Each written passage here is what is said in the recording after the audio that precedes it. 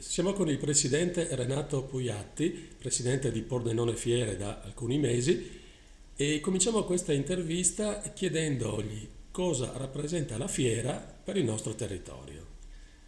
Buongiorno a tutti, da pochi mesi, da poco più di un mese sono presidente di questa fiera, di Pordenone Fiere esattamente, quindi il contenitore che raccoglie tutte le fiere che in un anno riesce a proporre ai cittadini e alle aziende. Fiera rappresenta una grandissima opportunità per il territorio, sia per quanto riguarda le aziende, soprattutto piccole e medie, ma comunque il tessuto industriale di per sé completo del nostro territorio, e anche per gli appassionati di vari settori a seconda delle fiere che si fanno proprio a loro dedicate. Ecco, Presidente, sappiamo che la Fiera di Pordenone guarda verso varie realtà. Ci vuole dare un'illustrazione, insomma, di quali e di che progetti ci sono in futuro? Pordenone ha una locazione, seppur all'estremo lembo dell'Italia nel nord-est, ha una collocazione di cerniera con i territori e gli stati limitrofi. Da una parte abbiamo il resto del nostro Friuli Venezia Giulia, molto importante, e con altre fiere, e dall'altra abbiamo il Veneto, l'operoso Veneto in fianco a noi, che così come la nostra regione racchiude molte aziende che producono per l'Italia e per tutti gli stati all'estero. Pordenone quindi è in una posizione molto favorevole per fare delle alleanze ed essere la vetrina dei territori circostanti. Questo perché abbiamo la possibilità con la struttura e con il team della fiera, che è un team molto preparato, di dare grosse opportunità ai nostri imprenditori. Lo sviluppo che si sta intravedendo del business che torni a dei livelli quindi accettabili per le aziende, un livello normale, un livello di sviluppo, si avvicina e noi siamo pronti a prospettare queste nuove possibilità per tutte le nostre aziende. Ecco, Presidente, in questi giorni si sta svolgendo SICAM, una fiera che ha sempre avuto un grande successo di visitatori e di pubblico. Ci dà qualche elemento su questo? SICAM è una grandissima opportunità per il territorio, è una fiera dedicata a una B2B, cioè per gli operatori del settore e per i visitatori che operano in quel settore, principalmente naturalmente il settore del legno sto parlando. E quindi in questi 4 giorni circa 20.000 persone visitano Pordenone. Ieri eravamo arrivati a 85 paesi del mondo che conoscono Pordenone attraverso questa bellissima realtà.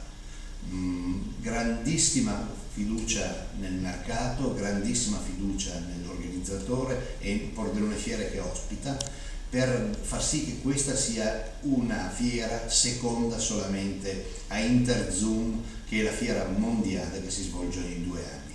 Quindi importante possibilità per il territorio, risorse che arrivano al territorio e qualche volta anche piccoli disagi che la popolazione purtroppo magari sottolinea, ma in effetti sono piccoli disagi che cercheremo di volta in volta, anche di comune accordo con l'amministrazione comunale di Pordenone, la nuova amministrazione municipale, di ovviare, rendendo sempre più importante il piano traffico per ovviare a questi inconvenienti. Ecco, Presidente, un'ultima domanda. Ci può dare un po' un'indicazione sulle prossime iniziative di questo novembre, insomma, di questa parte finale del 2016?